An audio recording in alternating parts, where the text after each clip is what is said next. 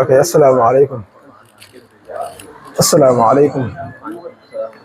asalaamaaleykum wa rahmatullahi wa barakaatu. waaw ñu ngi nuyu mboolem mbokki taalibe yi fi daje yëpp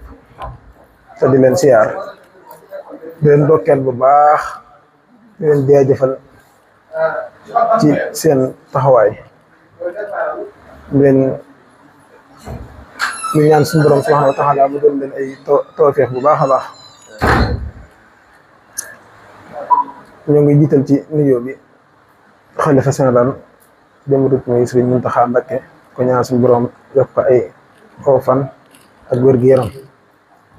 barke Seexul Xadim di nuyu bu baax a baax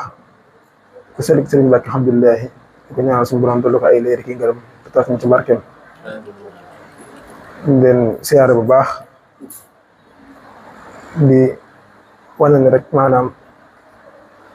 ñoo ngi li ñu jublu ci li nga xamante ni moom lañ def tey jii muy suñu tur tànk bi ñu tuddee ko Sëriñ Mbakke alhamdulilahi dañ cee am ñetti yéene ji njëkk ji mooy feddali suñu kóllëre ak suñu jaayante ak suñu kóolute ci moom. ñaareel bi mooy delloo ko njukkal ak sant ko ak gërëm ko bu wér ci xéwal yi suñu borom subhanahu wa taala jaar ci moom mu ñëw ci ñun muy leeri tawxiid leeri bëgg yàlla leeri sopp suñu borom subhanahu wa taala leeri xam suñu borom subhanahu wa taala ñu ko ci sant bu baax a baax waaye itam am yéene tout tànk bi suñu borom subhanahu wa taala jariñ ko ci ay jikkoom lu mu néew ngir mu nekk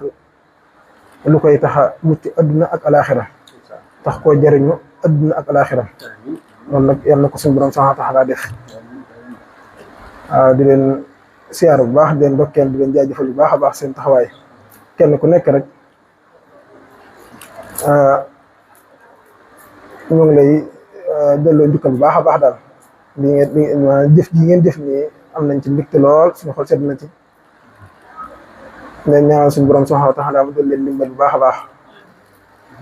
doon leen ay leer ak yi ngërëm barke Seexul Xadim barke bu xam Sëriñ Mbakke alhamdulilahi xam naa dañoo sonn lool moo tax daanaka ñaare liñ bëgg a wax lépp sax mënuñ ko wax nii waaye dañuy tënk kàddu yi rek di leen jaajëfal bu baax rek tabaarakallah asalaamaaleykum wa rahmatullahi wa barakaatu. waaw kay xam naa ñu def ñaan incha allah bismillah bismillah alhamdulilah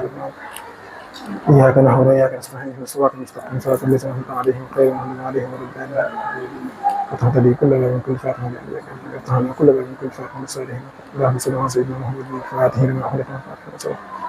ناصر الحق بالحق والهادي إلى صراطك المستقيم وعلى آله حق قدره وصلى الله عليه وسلم وقل به هذا الكل.